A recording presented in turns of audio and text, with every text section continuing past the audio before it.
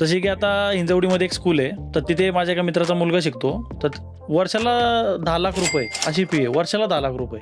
म्हणजे असं एक कितपत जस्टिफाईंग आहे की कितीही तुम्ही क्वालिटी एज्युकेशन देत असाल किंवा कितीही 5 स्टार फॅसिलिटी असतील, तर वर्षाला 10 लाख रुपये, ते पण पहिलीच्या विद्यार्थ्याला.